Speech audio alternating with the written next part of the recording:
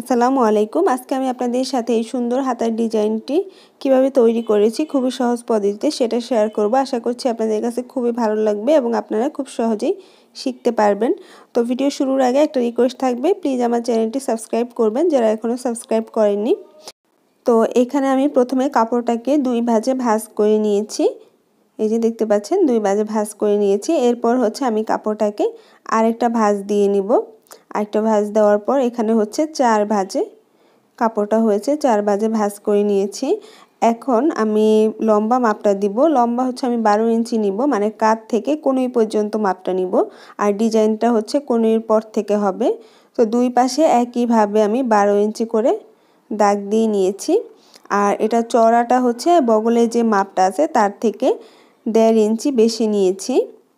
তো এখন আমি দাগটাকে মিলিয়ে নিচ্ছি। দাগটাকে মিলিয়ে নেওয়ার পর এরপর উপরে আবার 1 ইঞ্চি এক্সট্রা রাখছি সেলাইয়ের জন্য। তো এখন 1 ইঞ্চি এক্সট্রা যে রেখেছি সেটা তো দাগটা মিলিয়ে নিচ্ছি। এটা হচ্ছে ভাঁজ পাশ, মানে আমি যেই দিকে সেই দিকে ভাঁজ পাশ আর অপর দিকে হচ্ছে খোলা অংশ।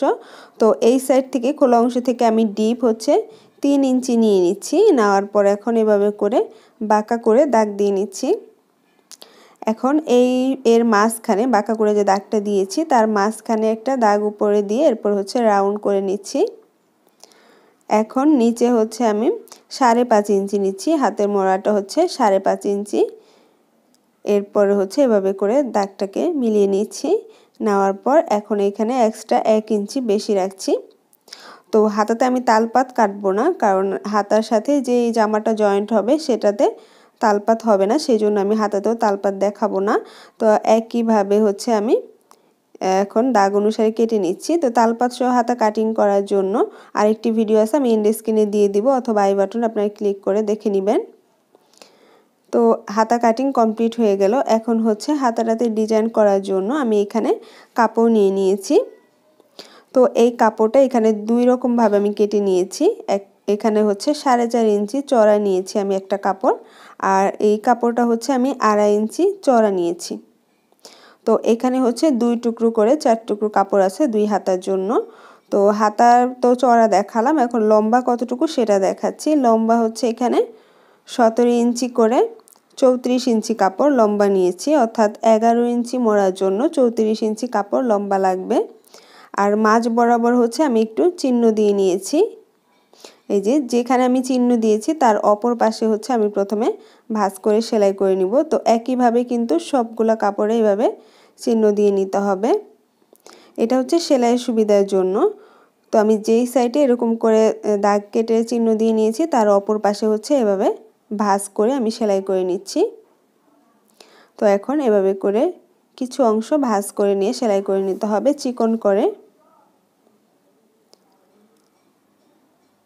তো এই যে দেখতে পাচ্ছেন এই পাশে কিন্তু চিহ্নটা, আর আমি অপর সাইডে হচ্ছে এভাবে করে ভাঁজ করে সেলাই করে নিচ্ছি। একই নিয়মে সবগুলা কাপড় সাইডটা সেলাই করে নিতে হবে।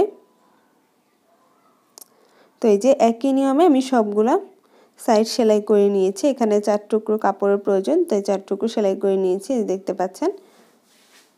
তো এখন প্রথমে আমি বড় যে পাটের কাপড়টা আছে সেটা জয়েন্ট করব, মানে সেটা প্রথমে কুচি দিয়ে সেলাই করে নিব। তো কুচিটা আমি কিভাবে দিচ্ছি সেটা আপনারা খেয়াল করুন। প্রথমে ঠিক এইভাবে ভাঁজ করে একটা কুচি হচ্ছে আমার দিকে আমি ভাঁজ করছি, আর একটা কুচি হচ্ছে আমি অপর দিকে ভাঁজ করে নিচ্ছি। এই যে ঠিক এভাবে করে প্রত্যেকটা কুচি ভাঁজ করে নিতে হবে। আর এর অপর সাইডটা দেখেন কিভাবে, মানে এটা হচ্ছে কিন্তু ভাউ সাইড, এটা হবে সোজা সাইড বা বাউ সাইড। আর আমি কুচিটা যেখানে দিয়েছি সেটা হচ্ছে উল্টো সাইডে হবে, কিন্তু কুচি দেওয়ার পর ঠিক এইরকম হবে। তো আমি আবারও দেখাচ্ছি যে প্রথমে এভাবে করে ছোট ছোট করে কুচি দিতে হবে, খুব বেশি বড় দিলে আবার ভালো লাগবে না। তো এভাবে করে ছোট ছোট করে কুচি দিয়ে নিতে হবে। তো আমি কুচি দিয়ে এরপর সেলাই করে নিচ্ছি। একটা কুচির সাথে আরেকটা কুচি লাগিয়ে তারপর হচ্ছে সেলাই করে নিতে হবে। এই যে আপনারা ভালোভাবে খেয়াল করুন। ঠিক এভাবে করে সবগুলা কুচি দিতে হবে, এখানে যতগুলা কুচি আর কি লাগবে সবগুলো কুচি দিতে হবে। তো আমি একইভাবে সবগুলো কুচি দিয়ে নিচ্ছি।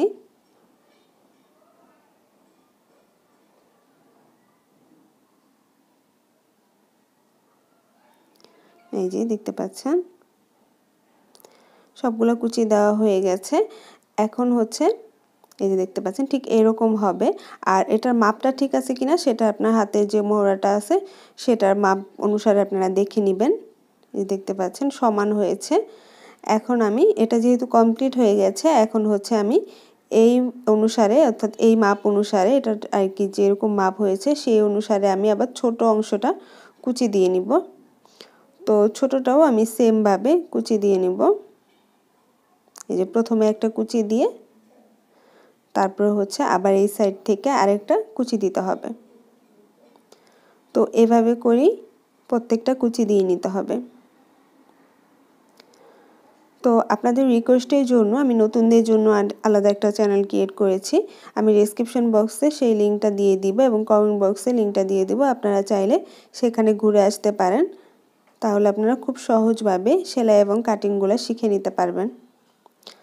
তো এখানে হচ্ছে একইভাবে আমি সবগুলা কুচি সুন্দরভাবে দিয়ে নিচ্ছি। তো এই যে দেখতে পাচ্ছেন অপর সাইডে কিন্তু এরকম হবে, আর এটাই হচ্ছে সোজা সাইড। এখন আমি বড় যে কাপড়টা আছে সেটাকে আমি সোজা সাইড করে নিয়েছি, মানে ভাও করে নিয়েছি। তো করে নেওয়ার পর এখন হচ্ছে এটার উপরে বড়টার উপরে আমি ছোটটা এভাবে ধরে রেখেছি। এখন হচ্ছে এই সাইডটা হচ্ছে সেলাই করে নিব, মানে একটার সাথে একটা জয়েন্ট করে নিব যাতে করে আমার হাতার সাথে বসাতে সুবিধা হয়। তো এখন আমি এই যে জয়েন্ট করে নিচ্ছি একটার সাথে আরেকটা।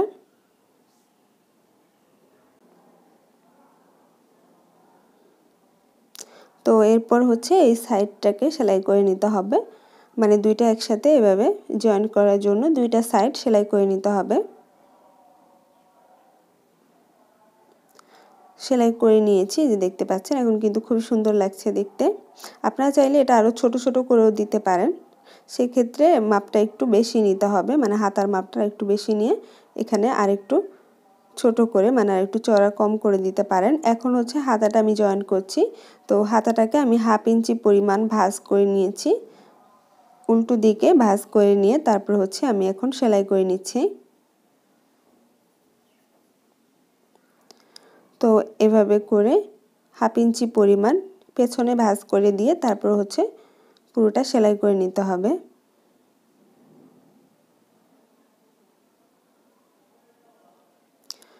তো এই যে এখন আবার সামনের অংশটা একটু সেলাই করে নিতে হবে, তাহলে এটা দেখতে সুন্দর লাগবে আর কাপড়টাও নড়াচড়া করবে না। তো সেই জন্য সামনে আরেকটা সেলাই দিয়ে নিচ্ছি আমি। তো এই যে কমপ্লিট হয়ে গেল। এখন আমি হাতাটাকে জয়েন্ট করে নিচ্ছি, দুইটা সাইড এভাবে ধরে নিয়ে জয়েন্ট করে নিচ্ছি। তো এখানে কনুইয়ের মাপটা দিয়ে নিচ্ছি। কনুইয়ের এখানের মাপটা আমি 5.5 ইঞ্চি পর্যন্ত নিয়েছি। তো 5.5 ইঞ্চিতে আমি দাগ দিয়ে নিচ্ছি। তো আমি যেভাবে সেলাই করব সেভাবে আমি এখানে একটু দাগ কেটে নিচ্ছি। এখন এই সাইড থেকে সেলাই করে নিচ্ছি। তো এভাবে করে দাগ অনুসারে আমি সেলাই করে নিচ্ছি। আপনারা আপনাদের মেজারমেন্ট অনুসারে তারপরে এখানটায় সেলাই করে নিতে পারেন। তো এভাবে করে আমি সেলাই করে নিচ্ছি। এখানে হচ্ছে ডাবল সেলাই দিতে হবে, মানে আরেকটা সেলাই দিতে হবে। তো আমি আরেকটা সেলাই এখানে দিয়ে নিচ্ছি। একইভাবে কিন্তু আপনারা দুইটা হাতাই কমপ্লিট করে নেবেন। আমি চেষ্টা করেছি আপনাদেরকে খুবই সহজভাবে বোঝানোর জন্য। আশা করছি আপনারাও খুব সহজভাবে বুঝতে পেরেছেন। তো এই অংশটা হচ্ছে একটু একটু কেটে নিতে হবে, তাহলে সোজা করলে কাপড়টাকে ফিনিশিংটা ভালো আসবে। তো এখানে একইভাবে এবং একই নিয়মে আমি দুইটা হাতা কমপ্লিট করে নিয়েছি। তো আশা করছি আজকে এই ভিডিওটি আপনারা খুব সহজেই বুঝতে পেরেছেন এবং আপনাদের কাছে খুবই ভালো লেগেছে। আর যদি ভালো লাগে অবশ্যই চ্যানেলটি সাবস্ক্রাইব করে রাখবেন, আর আরও ভালো ভালো ভিডিও পাওয়ার জন্য পাশে থাকা ছোট্ট বেল আইকনটি ক্লিক করে রাখবেন। আর আজকের ভিডিওটি যদি ভালো লেগে থাকে তাহলে অবশ্যই একটি লাইক দিবেন এবং কমেন্ট করে জানাবেন কেমন লেগেছে। আর আপনাদের কোনো রিকোয়েস্টের ভিডিও থাকলে অবশ্যই আমাকে জানাতে পারেন। তো আজকে এই পর্যন্তই। আপনারা ভালো থাকবেন, সুস্থ থাকবেন, আমার এবং আমার ফ্যামিলির জন্য দোয়া করবেন। আল্লাহ হাফেজ।